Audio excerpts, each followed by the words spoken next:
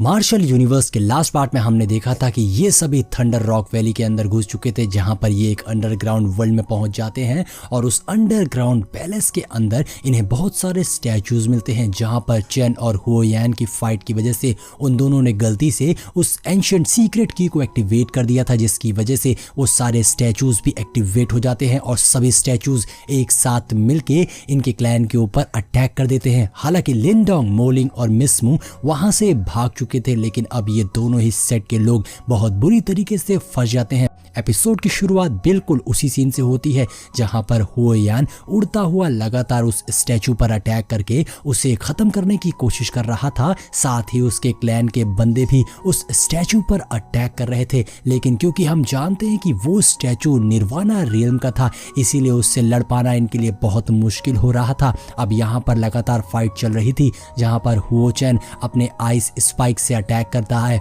और उस स्टैचू को गिराने की कोशिश करता है, लेकिन हम देखते हैं कि इससे उस स्टैचू को कुछ भी नहीं हो रहा था। वो तो अपनी तलवार घुमाते हुए हुओयान पर भी अटैक कर रहा था और बाकी सारे गार्ड्स पर भी अटैक कर रहा था। जिसके बाद हम वही दूसरी ओर चेन को देखते हैं। चेन भी लगातार अपनी पावर्स का इस्तेमाल करते हुए उस स्टैचू पर अटैक कर रहा था और ये दोनों ही ग्रुप एक एक स्टैचू से इस वक्त फाइट कर रहे थे। यहाँ पर चेन को काफी मुश्किल हो रही थी, जहाँ पर उसके गार्ड्स भी उस स्टैचू का सामना नहीं कर पा रहे थे और सभी मारे जा रहे थे और जो बच रहे थे वो किसी तरह बस अपने आप को बचा ही पा रहे थे। अब यहाँ पर हम देखते हैं कि जब सारे गार्ड्स पीछे हो जाते हैं तो चैन अकेला ही उस स्टैचू से फाइट करने लग जाता है। चैन लगातार उस स्टैचू के ऊपर बीम से अटैक कर रहा था और अपने अलग अलग तरीकों को अपना रहा था जिससे कि वो उस स्टैचू को हरा सके, लेकिन अभी भी ये उसके बस के बाहर हो रहा था। चैन को ऐसे लड़ता देखकर उसके गार्ड सोचते हैं कि हमें कुछ भी करके अपने मास्टर की मदद करनी होगी, इसीलिए वो सारे गार्ड्स एक साथ मिलकर उस स्टैचू के ऊपर बीम अटैक कर देते हैं। जहां पर मौका देखकर चेन एक बहुत बड़ा रॉक बना लेता है और उसके बाद उस स्टैचू के सर पर दे मारता है, जिससे उस स्टैचू का सर टूट के नीचे गिर पड़ता है और वो वहीं पर खत्म हो जाता है। लेकिन ये लड़ाई अभी भी ओवर नहीं हुई थी, क्योंकि अब हम देखते हैं वहां पर और भी कई सारे स्टैचूज आ गए थे जिनसे अब इन्हें फाइट करना था। अब इनकी फाइट तो यहाँ पर शुरू हो जाती है, जिसके बाद हम दूसरी ओर देखते हैं जहां पर मोलिंग और मिस मू अपनी जान बचाकर भाग रहे थे और उनके ऊपर भी कुछ स्टैचूज अटैक कर देते हैं। जहां पर मोलिंग अपनी टेक्निक्स दिखाते हुए उस स्टैचू से फाइट करके बचने की कोशिश कर रहा था, तो मिस मू अपने रिबन से स्टैचू पर अटैक करती हैं और उसे हराने की कोशिश कर रही थी। यहाँ इन दोनों की भी एक मुशक्कत चल रही थी, ये दोनों भी अपनी जान बचाने की कोशिश कर रहे थे और तभी मौका देकर वो उस स्टैचू को गिरा देते हैं और तुरंत ही मिस मू वहां से भाग निकलती है। ये देखकर मोलिंग भी उसके पीछे भागता है,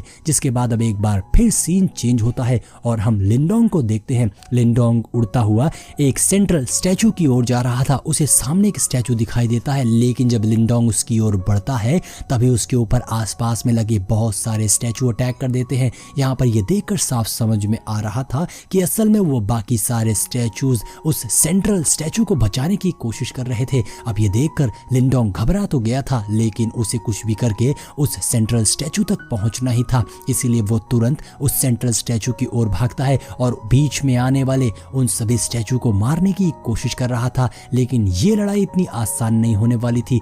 मिस्टर डाओ ने तो पहले ही इस खतरे के बारे में लिनडोंग को बता दिया था और अब हम देखते हैं कि लिनडोंग शाओयान के ऊपर से जंप करता हुआ सीधा उस सेंट्रल स्टैचू की ओर भागता है, तो वहीं दूसरी ओर शाओयान बाकी वहां पर बचे हुए स्टैचूज को डिस्ट्रैक्ट करता है और उनसे फाइट करने लग जाता है। और अब यहाँ पर लिनडोंग सीधा अपने हाथों में हेवनली पावर्स को एक्टिवेट करते हुए उस स्टैचू के सर पर अपना हाथ रख देता है और उसके ऐसा करते ही वो उस स्टैचू के ऊपर लगा हुआ सिंबल बंद हो जाता है, जिसके ऐसा होते ही बाकी के सारे स्टैचूज वापस से स्टैचू बन गए थे और अपनी अपनी जगह पर फ्रीज हो गए थे। अब लिनडोंग की इस हरकत की वजह से जो अब तक स्टैचूज उन दोनों सेट के ऊपर अटैक कर रहे थे वो भी वहीं पर रुक जाते हैं, जिससे वो सभी बच गए थे और सभी शॉक हो जाते हैं कि अचानक से ये क्या हो गया। कि तभी वहां पर चेन को रियलाइज हो जाता है जरूर ये सब उसी लड़के ने किया है, इसीलिए वो तुरंत ही लिंग डोंग की ओर भागता है। तो उसे भागता देखकर हुओयान भी उसी के पीछे भागता है। अब यहाँ पर हम देखते हैं जहाँ पर उस स्टैचू को बंद करने की वजह से वहाँ पर एक धमाका हो गया था,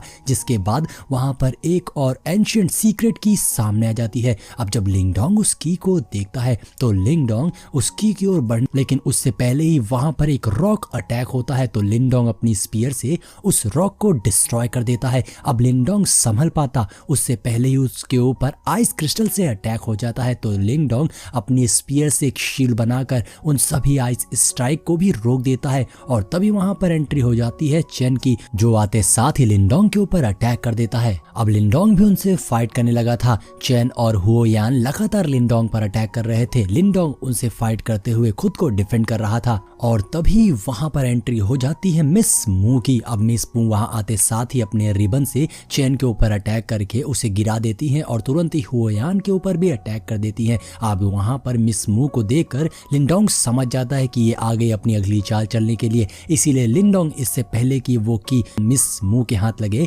भागकर उस की को पकड़ लेता है और उसके ऐसा करते ही उस की के ऊपर एक पोर्टल ओपन हो गया था, जिससे लिन डोंग उसके अंदर चला जाता है। और अब ये देखकर शाओयान भी लिन डोंग के पीछे भागता है। तो मिस मू भी ये देख लेती हैं और उस पोर्टल के बंद होने से पहले मिस मू भी अपनी पूरी स्पीड से उसी पोर्टल की ओर भागती हैं और उस पोर्टल से दूसरी ओर चली जाती हैं, जिसके बाद वो पोर्टल बंद हो जाता है और चेन और हुओयान वहीं पर रह जाते हैं। यानी कि दोस्तों आपको समझ में आया, असल में इससे पहले जो की मिली थी वो असली की नहीं थी, वो बस एक ट्रैप था। लेकिन अब जो की मिली है ये भी कोई असली की नहीं है, क्योंकि अब ये लोग एक नए जगह पर ट्रांसफर हो चुके हैं और अब वहां पे क्या होने वाला है चलिए आगे देखते हैं। अब हम यहाँ का सीन देखते हैं जहाँ चेन बहुत ज्यादा गुस्से में था क्योंकि लिन डोंग उसे धोखा देकर उसके हाथों से बचकर निकल चुका है कि तभी चेन का गार्ड वहां पर आता है जिसके पास मोलिंग था। उसने मोलिंग को बंदी बना लिया था और वो कहता है कि ये उसका साथी है, उसका बदला हम इससे ले सकते हैं। और अब मोलिंग को वहां देखकर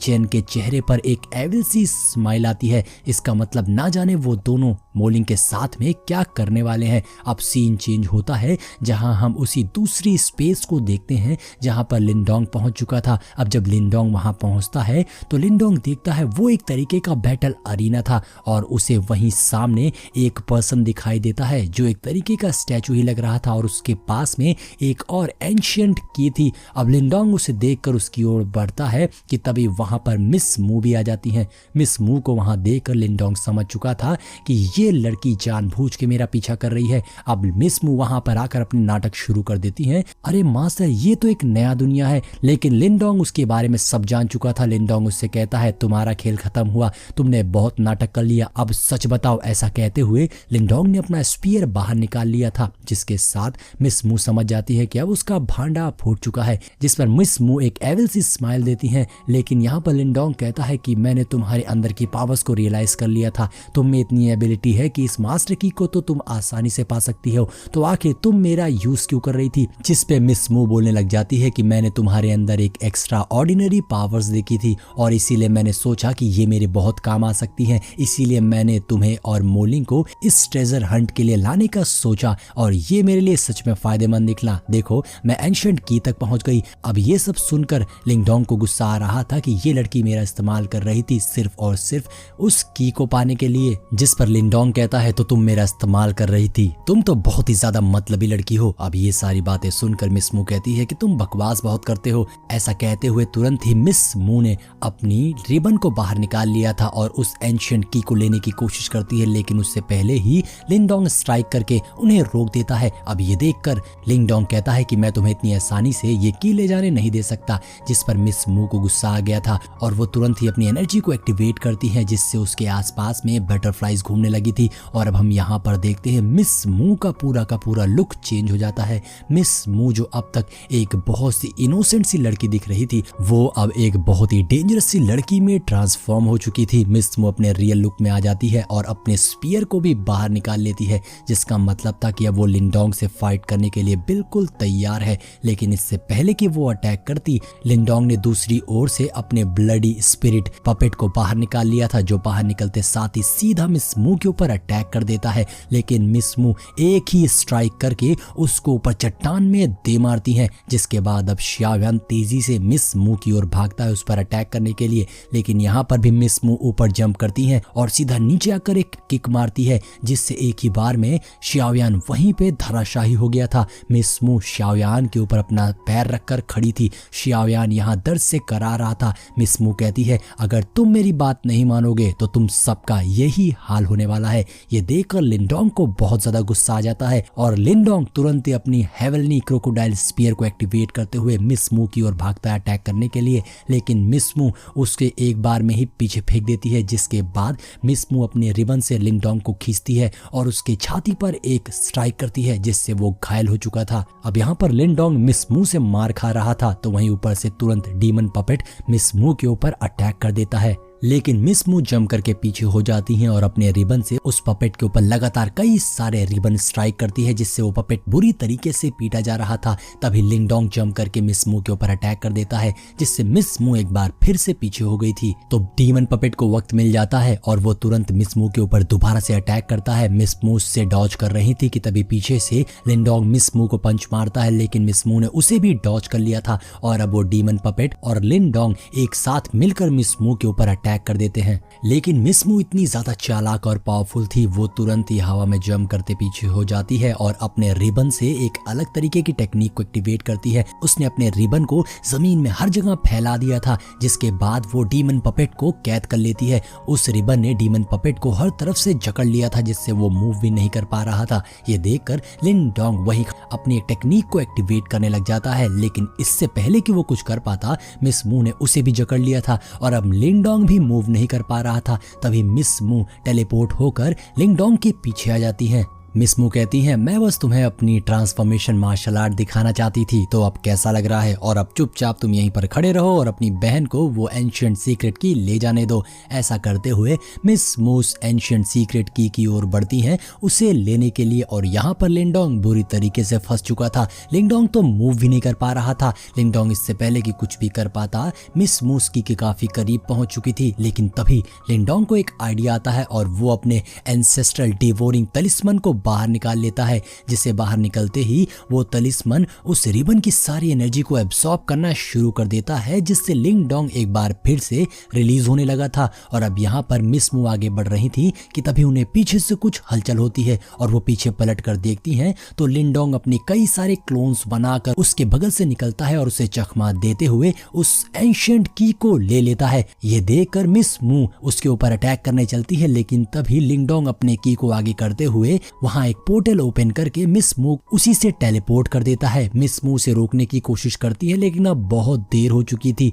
मिस मू वहां से टेलीपोर्ट हो जाती। तभी मिस्टर डाओ बाहर आते हैं, जो बाहर आते साथ ही लिनडोंग से कहते हैं, लड़के तुमने तो कमाल कर दिया, लेकिन बस ये बताओ तुम्हें ये आइडिया कैसे आया कि तुम इस लड़की को यहाँ से टेलीपोर्ट कर दो? जिस पे लिनडोंग कहता है, ये आइडिया मुझे नहीं आया था, मैंने तो बस इस की को आगे किया और इसने खुद ही वहां पर एक एरे फॉर्म करके उसको टेलीपोर्ट कर दिया। अब ये बात सुनकर मिस्टर डाओ कहते हैं, लड़के तुम तो सच में बहुत ज्यादा लकी हो, तुम तो बच गए। जिसके बाद अब लिनडोंग चुपचाप खड़ा होता है और शाओयान के पास जाता है, जो कि घायल जमीन में पड़ा हुआ था। लिनडोंग उसके पास जाकर उसके सर पे अपना हाथ फेरते हुए कहता है, शाओयान क्या तुम ठीक हो? जिस पे शाओयान अपना सर ना में हिलाते हुए कहता है कि वो ठीक नहीं है। ये देखकर लिनडोंग कहता है, हमने उस एंशिएंट सीक्रेट की को पा लिया है, अब हमें यहाँ से बाहर जाना होगा। जिस पर मिस्टर डाओ कहते हैं, लड़के क्या तुम पागल हो गए हो? वो लड़की बाहर ही तुम्हारा इंतजार कर रही होगी, साथ ही चेन और हुआयान भी तुम्हारा इंतजार कर रहे होंगे। अगर तुम बाहर गए तो वो सारे मिलकर तुम्हारे ऊपर अटैक कर देंगे, इसीलिए तुम बाहर अभी नहीं जा सकते हो।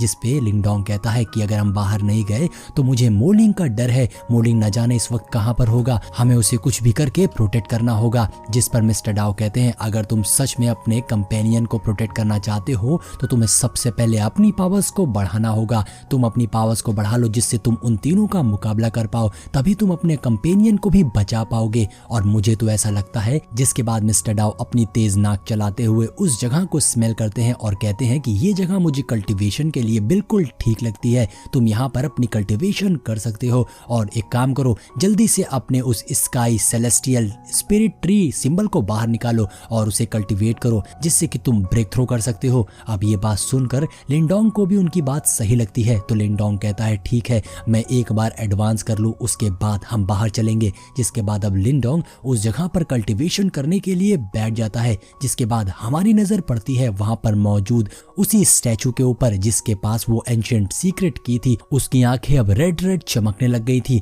और अब सीन चेंज होता है और लिंडोंग उस sky celestial spirit tree symbol के अंदर की सारी एनर्जी को अपने फोरहेड में स्टोर करना शुरू कर देता है और अपनी कल्टीवेशन को बिगिन कर देता है। और मिस्टर डाओ और शाओयान वहीं पर बैठे हुए थे और आराम कर रहे थे। अब हम देखते हैं कि यहाँ लिंडोंग की कल्टीवेशन चल रही थी, लेकिन तभी वहां पीछे उस स्टैचू के अंदर कुछ हरकत होने लग जाती है। हम देखते हैं कि वो स्टैचू एक रेड कलर की डार्क एनर्जी को रिलीज करता है, जिससे वो एनर्जी सीधा निकलते हुए लिंडोंग की कॉन्शियसनेस में एंटर कर जाती है। अब ये देखकर मिस्टर डाओ को लगता है कि शायद लिंडोंग का कल्टीवेशन कंप्लीट हो चुका है, इसीलिए वो लिंडोंग को उठाने उसके पास जाते हैं और उसे आवाज लगाते हैं, लिंडोंग लिंडोंग।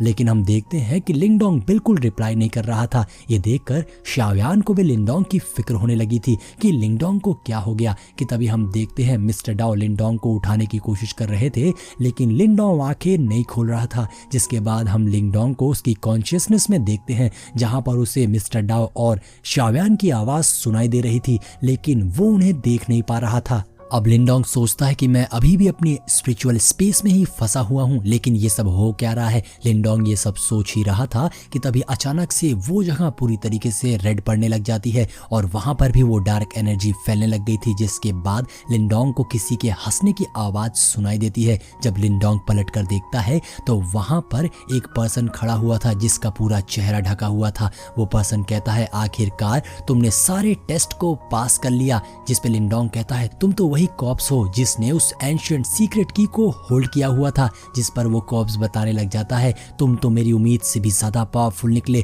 तुमने सारे टेस्ट को पास कर लिया और यहाँ तक पहुंच पाए। अब लिंडोंग ये सब देखकर समझ जाता है कि असल में वो एंशिएंट सीक्रेट की तो बस एक चारा था पावरफुल स्ट्रॉन्ग मैन को यहाँ तक लाने के लिए। असल में तो इस कॉप्स को किसी स्ट्रॉन्ग मैन की बॉडी चाहिए थी जिसपे ये कब्जा कर सके। अब ये बात सुनकर वो कॉप्स हंसने लग जाता है और कहता है, तुम तो सच में बहुत ही ज्यादा चालाक हो और पावरफुल भी, क्योंकि मुझे तुम्हारी बॉडी के साथ साथ स्काई सेलेस्टियल स्पिरिट ट्री तुम्हारे अंदर ही मिल जाएगा। अब मुझसे ज्यादा स्ट्रॉन्ग कौन हो सकता है। जिस पे वो कॉप्स हंसने लग जाता है और कहता है कि अब तुम्हारे लिए अच्छा यही होगा कि तुम अपनी बॉडी को मेरे हवाले कर दो। जिस पर लिंडोंग को गुस्सा आ जाता है और लिंडोंग अपनी पावर से उसके ऊपर अटैक करने की कोशिश करता है, लेकिन वो ऐसा नहीं कर पाता है। जिस पर वो कॉप्स बताता है कि अब तुम यहाँ पर अपनी किसी भी मार्शल आर्ट का इस्तेमाल नहीं कर सकते हो, क्योंकि मैंने सब कुछ सील कर दिया है। अब तुम बुरी तरीके से फंस चुके हो। ये सारी बातें सुनकर लिंडोंग थोड़ा सा परेशान होने लगा था। जिसके बाद वो कॉप्स अपनी डार्क एनर्जी से लिंडोंग को कैद करने की कोशिश कर रहा था। लिंडोंग बचने की भी ट्राई करता है, लेकिन वो ऐसा नहीं कर पाता और फंस जाता है। वो कॉप्स कहता है, तुम्हारे लिए अच्छा यही होगा कि तुम खुद ही अपनी बॉडी को मेरे हवाले कर दो, क्योंकि तुम्हारा फॉर्च्यून यही है कि तुम अपनी बॉडी मुझे दे दो और तुम्हारी इस पावरफुल बॉडी के साथ में तो मैं बहुत कुछ अचीव कर सकता हूँ। ऐसा कहते हुए वो कॉप्स लिंडोंग की बॉडी को अपनी ओर खींचने लगा था, लेकिन तभी वहां पर मिस्टर डाओ की आवाज आती है और वो कहते हैं, तुम्हारी हिम्मत भी कैसे हुई ये सब करने की। जिसके बाद मिस्टर डाओ लिंडोंग की बॉडी में एंटर कर गए थे। मिस्टर डाओ नीचे आते हैं और उनके आते साथ ही उन्होंने लिंडोंग को आजाद कर दिया था और वो उस कॉप्स से कहते हैं, तुम्हारी हिम्मत कैसे हुई यहाँ पर आकर ट्रबल क्रिएट करने की। जिस पर वो कॉप्स मिस्टर डाओ को वहां देखकर कहता है कि चुपचाप यहाँ से चला जा जानवर। जिस पर मिस्टर डाओ को गुस्सा आ जाता है और वो कहते हैं, इस बॉडी में मैं रहता हूँ, यहाँ का लॉर्ड मैं हूँ, तो तुम यहाँ पर आकर कुछ भी नहीं कर सकते हो और तुमने यहाँ आने की जो गलती, इसका सबक तो मैं तुम्हें जरूर सिखाऊंगा। वो कॉप्स मिस्टर डाओ से कहता है कि तुम बस एक स्पिरिट बीस्ट हो, चुपचाप यहाँ से चले जाओ तो हो सकता है कि मैं तुम्हारी जान बख्श दूं। जिस पर मिस्टर डाओ कहते हैं, तो तुम्हें लगता है कि मेरे जैसा लॉर्ड तुम जैसे फटीचर आदमी के साथ में कोई डील करेगा, चुपचाप यहाँ से कट लो। अब ये बात सुनकर उस कॉप्स को गुस्सा आ जाती है और वो कहता है, अगर ऐसा है तो फिर ठीक है, मरने के लिए तैयार हो जाओ। ऐसा कहते हुए वो अपनी पावर्स को एक्टिवेट करते हुए मिस्टर डाओ के ऊपर अटैक कर देता है। अब उसका अटैक मिस्टर डाओ की ओर तेजी से आ रहा था और इसमें लिंडोंग भी फंस जाता है। वो ब्लैक एनर्जी मिस्टर डाओ और लिंगडोंग को एकदम पूरी तरीके से घेर लेती है और तभी ऊपर से एक बड़ा सा स्कल इनके ऊपर अटैक करने के लिए आता है कि तभी मिस्टर डाओ अपनी ट्राइबल स्किल का इस्तेमाल करते हुए एक स्पिरिचुअल बॉडी फॉर्म कर लेते हैं और उस स्पिरिचुअल बॉडी के साथ में उस हेड के ऊपर अटैक कर देते हैं, जिससे दोनों आपस में टकराते हैं और वहां पर एक कोलिजन हो जाता है। और अब इस कोलिजन से एक ही झटके में वो कॉर्प्स बॉडी तुरंत ही लिंगडोंग की बॉडी से बाहर निकल जाती है और अब वो देखती है कि वो लिंगडोंग की बॉडी से बाहर आ चुकी है, तो वो दोबारा से लिंगडोंग के ऊपर अटैक करने भागता है। लेकिन अब लिंगडोंग की आंखें खुलती है जो बिल्कुल ब्लू कलर की हो गई थी और अब लिंगडोंग फाइट करने के लिए उस बॉडी की ओर उड़ता है और अपने डिवोरिंग एंसेस्ट्रल तलिस्मन को बाहर निकाल लेता है, जिसकी पावर्स को एक्टिवेट करते हुए लिंगडोंग ने उस कॉर्प्स बॉडी को खींचना शुरू कर दिया था। अब उस स्ट्रेंज एनर्जी को देखकर वो कॉर्प्स बॉडी डर जाती है और तुरंत वहां से भागने की कोशिश करती है, लेकिन वो ऐसा नहीं कर पाती क्योंकि अब वो डिवोरिंग एंसेस्ट्रल तलिस्मन उस बॉडी को अपनी ओर खींचने लग जाता है। वो काफी कोशिश करती है वहां से निकलने की, लेकिन निकल नहीं पाती और फाइनली वो उस कॉर्प्स को अपने अंदर खींच लेती है, जिससे उसका काम यहीं पर तमाम हो जाता है। और उसके बाद हम देखते हैं कि लिंगडोंग के आसपास एनर्जी घूमने लग गई थी। लिंगडोंग के आसपास ब्लू कलर की एनर्जी घूम रही थी, जिसके बाद लिंगडोंग नीचे आ जाता है और जब लिंगडोंग अपनी आंखें खोलता है तो उसकी आंखें ब्लू हो गई थी। उसके फोरहेड पर एक सिंबल चमक रहा था और जब लिंगडोंग अपनी हाथों में देखता है तो उसके हाथों में थंडर पावर्स आ गई थी। अब यहाँ पर लिंगडोंग की बॉडी से मिस्टर डाओ बाहर आ जाते हैं। लिंगडोंग काफी ज्यादा खुश था और शाओयान भी भागकर लिंगडोंग के पास आ जाता है, जिसके बाद मिस्टर डाओ बाहर आ जाते हैं जो बहुत ही एटीट्यूड में थे क्योंकि उन्होंने उस कॉर्प्स को मारकर भगा दिया था। जिसके बाद मिस्टर डाओ बोलते हैं कि अब तो तुम realm of celestial symbol master में ट्रांसफॉर्म हो चुके हो, अब तुम्हारी पावर्स एडवांस हो चुकी हैं। और मिस्टर डाओ के ऐसा कहते ही हमारा ये एपिसोड यहीं पर एंड हो जाता है। तो दोस्तों, अगर आपको इस सीरीज का नेक्स्ट एपिसोड देखना है तो कमेंट करके जरूर बताइएगा। मिलते हैं नेक्स्ट वीडियो में।